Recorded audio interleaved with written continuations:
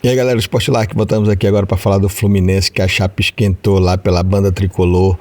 O Mano Menezes se desentendeu com o Marcelo numa substituição no final do jogo. No finalzinho do jogo, o Marcelo falou alguma coisa aí pro Mano, que os dois se estranharam, mas a gente vai ver isso aí. E eu tô trazendo aqui o canal do José Ilan, grande jornalista aí que fala tudo sobre o Fluminense. Ele vai ter dois momentos aí no vídeo. Ele vai falar um pouco antes de toda a treta, aí depois ele vai falar já quando o Fluminense já fez a rescisão do Marcelo e o Marcelo hoje não é mais jogador do Fluminense. Vamos lá para as falas do José Ilan.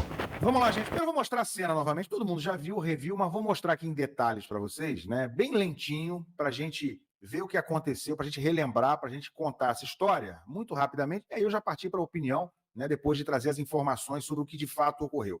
Olha aí exatamente o momento em que o Mano ia botar o Marcelo em campo, aos 44 minutos e 30 segundos. Ele está com a mão no ombro do Marcelo, como faz com os outros jogadores também. Fala uma coisinha no ouvido ali, dá uma orientaçãozinha antes do cara entrar em campo. O Fluminense naquela tensão de segurar o resultado 2-1. Vamos ver aqui, ó. Vou soltar. Botei velocidade mais lenta aqui em câmera lenta. Marcelo tá fazendo não com a cabeça, faz mais de uma vez não com a cabeça. Olha só. Não, não. E aí o Mano, tem uma hora que ele pega o Marcelo e vira, como a gente viu agora aí, para olhar no olho dele, porque o Marcelo fala meio que sem olhar, ó. Ele tá olhando aqui pro Mano, aí ele vai fazer não com a cabeça, depois que o Mano tá com a mão no ombro dele, ele faz um não e olha pro outro lado, ó. Não tá olhando na cara do Mano. Aí o Mano, que isso? O que você tá falando aí? Aí ele faz um não de novo olhando pro lado. Aí o Mano, tipo, olha aqui na minha cara. É isso? Aí quando o Mano vê o que ele tá realmente falando, ele empurra o Marcelo. Fala, bom, sai daqui. Então não vai entrar não. Ó, traz um outro aí para mim. Chama o John Kennedy aí para mim. Então essa é a cena ali do momento em que acontece. Aí vai ter aqui meio que um replay, uma outra. Ó, aí tem um momento que o Marcelo chega no banco, volta, né, com cara de que fiz M. Olha a carinha dele, ó. Já sabe que falou já fez uma malcriação ali. Aí vai botar como se nada tivesse acontecido. Se ele tivesse revoltado, tivesse certo com a razão, né, não falou nada demais, ele ia ficar meio transtornado. Mas não, voltou sabendo que falou besteira. Sabe criança quando faz bobagem? Olha aí, ó. Vou dar uma olhadinha mais ali. Como se nada tivesse acontecido. Deve estar pensando no Real Madrid, né? O Marcelo. Quanto é que será que está o jogo do Real Madrid? Deve ser isso que ele pensou. Aqui tem mais um ângulo do momento. Olha aqui, ó. Câmera lenta para você. Olha a cara do Mano. Olha a cara do Marcelo. O Mano até bem, sabe, sereno em relação à situação. Não achei o Mano violento nem nada, não. Gente, o cara é técnico do time que está nessa situação, aos 45 do segundo tempo, todo mundo se doando, tentando resolver os problemas. E o Mano não é criança, né? E Marcelo também não é criança para ficar fazendo malcriação nessa altura do campeonato. Bom, então mostrei para vocês o que aconteceu. Aí tem a apuração do Caio Blois, do jornalista Caio Blois, do site Trivela. Vou botar aqui para vocês, antes de eu opinar. Exclusivo, saiba o que Marcelo disse a Mano Menezes em discussão no Fluminense. Lateral esquerdo e treinador entraram em embate à beira do campo, em empate contra o Grêmio. Segundo o Caio Blois, o que se passou foi isso aqui, ó. Vocês sabem que o Mano na coletiva disse: eu iria colocar o Marcelo naquela hora, mas ouvi uma coisa que não gostei e mudei de ideia. Ele negou, o Mano, que tenha sido uma situação de o Marcelo ficar chateadinho porque ia entrar aos 45 do segundo tempo. E aí, o que ele teria dito é o seguinte: a Trivela apurou que Marcelo pediu para Mano não falar mais com ele e não encostar para fazer média com a torcida. Tipo, tira a mão aqui do meu ombro, você está botando a mão em mim que é fazer média com a torcida? E parece ser isso mesmo, porque imediatamente o Mano tira a mão ali do ombro e olha na cara dele. O técnico se enfureceu e respondeu então que o jogador não ia entrar. A Trivela também apurou que Marcelo, por sua vez, nega que essa tenha sido a conversa. O espaço está aberto para a manifestação do jogador. Ele foi sorteado depois para o antidoping, o Marcelo, e o Mano falou no vestiário, né? Só que o Marcelo não estava no vestiário. E aí, o que o Mano falou para os caras no vestiário, tá? Foi sorteado para o antidoping, não estava. E aí, ó, Mano Menezes chegou ao vestiário com a maioria dos jogadores que se somavam pouco a pouco. Quando todos estavam por lá, exceção feita a Marcelo por conta do exame, reuniu o elenco numa roda. O Mano Menezes, segundo essa informação da Trivela aqui. Primeiro, o Mano lamentou a ausência do jogador, a quem disse que gostaria de falar olhando nos olhos, e disse que a situação não poderia ficar daquele jeito. O elenco ficou ao lado do treinador. Marcelo então voltou ao antidoping e participou do fim da conversa na roda. Não houve mais discussões entre os dois. Então é isso, né? Acho que o Mano teria até falado na roda lá: olha, se vocês quiserem, se acharem que eu tenho que entregar o cargo aqui, a diretoria achar que eu tenho que entregar o cargo, beleza, mas o que aconteceu foi isso e isso. E aí os jogadores teriam se manifestado de alguma forma, clara ou não, favoravelmente ao treinador. Vamos lá, gente. Primeira coisa que eu tenho para perguntar para vocês é o seguinte: Marcelo já pediu desculpas? Essa é a primeira pergunta que eu tenho. Essa é a pergunta que me ocorreu hoje pela manhã, assim que acordei. O Marcelo já pediu desculpas pelo que aconteceu ontem à noite? Não sei. Primeiro que eu não tinha como saber, porque eu, embora não siga o Marcelo nas redes sociais, hoje fui procurar na rede social do Marcelo se havia alguma manifestação dele, alguma postagem, algum pedido de desculpas. Só que não encontrei o perfil do Marcelo. E aí fui tentar falar com outra pessoa que pode acessar no Instagram também, se conseguia ver o perfil do Marcelo. Eu falei, será que o Marcelo fechou o perfil dele para não sofrer hate? Não, não é isso não. Aparentemente, o Marcelo me bloqueou. Não sei que dia, quando, que semana, que mês. Não fez nenhuma falta para mim, até porque eu não sigo ele, né? Então não dei falta. Hoje, pela primeira vez, dei falta porque eu fui procurar se havia alguma manifestação dele para jornalisticamente poder usar isso aqui no nosso conteúdo. Então, Marcelo, cara, não precisava nem bloquear porque eu não sigo, cara. Então, faz muita diferença, não. Bloquear, deixa eu te... E aí, galera, vocês viram aí, o José Ilan falou tudo o que aconteceu, que ainda não viu, veja lá no canal dele, porque o cara é fera, falou de tudo, deu nos mínimos detalhes. Essa live ele fez de manhã cedo, aí logo depois o Fluminense anunciou a rescisão de contrato do Marcelo, então o Marcelo não é mais jogador do Fluminense. Aí o José Ilan voltou, abriu uma nova live e comentou sobre esse assunto. Vamos ver que no final eu vou deixar meus comentários aí, vamos para a fala do José Ilan. Eu dizia o seguinte, qual é o único caminho para o Marcelo? Sair do Fluminense.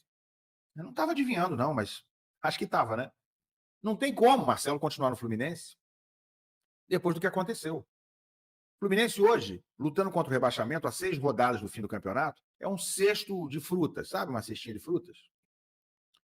Se você tem uma fruta podre ali dentro, esse cesto vai ficar todo podre daqui a pouco. Aquilo ali vai passando para as outras frutas também.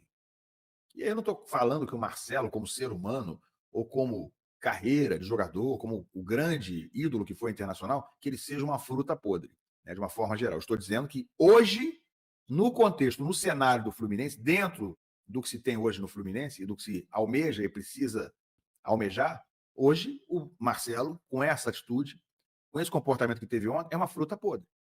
Se ele faz isso e nada acontece, sabe o que vai acontecer? Ele vai ter um monte de adesões. Então tem que resolver. Ali não tinha outra escapatória. O Marcelo fez uma M gigante.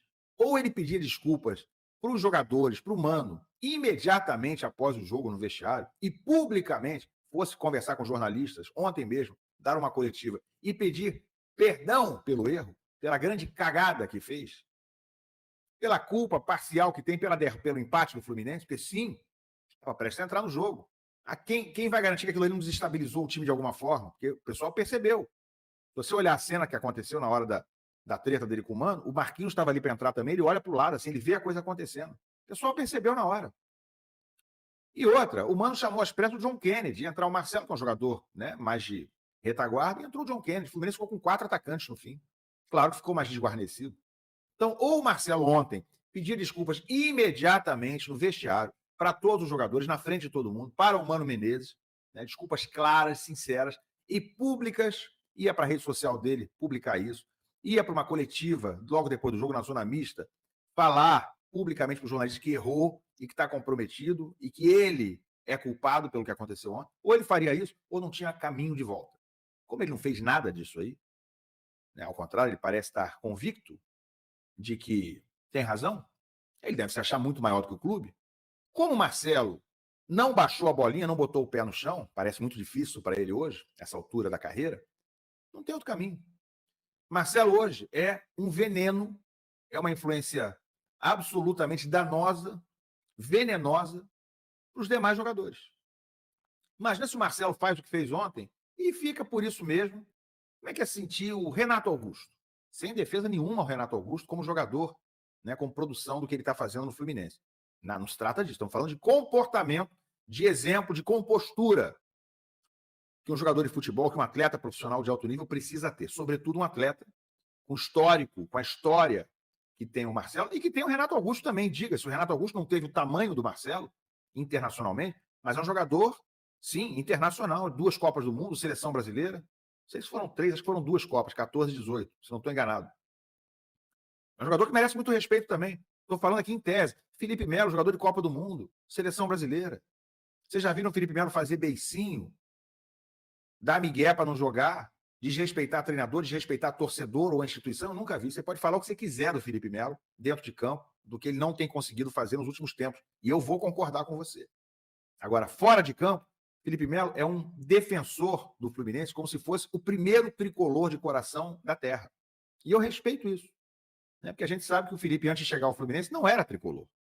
E hoje, ele me parece muitas vezes mais tricolor do que o Marcelo, por exemplo. E do que muito tricolor por aí.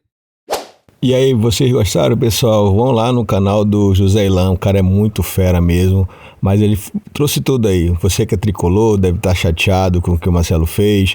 Eu queria ouvir a opinião de vocês. Eu queria que vocês colocassem aí nos comentários o que vocês acham. Vocês estão do lado do Mano, vocês acham que o Marcelo errou, você acha que o Fluminense acertou em demitir o Marcelo, que é ídolo de uma geração aí de jogadores. Ele jogou no Real Madrid, né, gente? O cara é fera demais, é mais um cara que eu acho que tá acima do bem e do mal.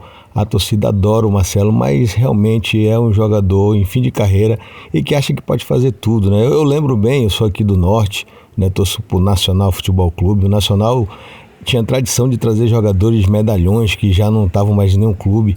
Eu lembro que o Nacional trouxe na época o Dadá Maravilha, o Edu, e esses caras chegaram aqui, foram artilheiros, jogaram bem, eram o ídolo da torcida e não tinha esse negócio de respeitar treinador. Hoje em dia tá uma loucura isso aí, já é transmitido até dentro do futebol, uma coisa lamentável mesmo, lamentável. Mas eu queria que vocês deixassem os comentários de vocês aí pra gente ir respondendo, interagindo, tá bom, pessoal? Aproveita, se inscreve no canal e até a próxima, moçada!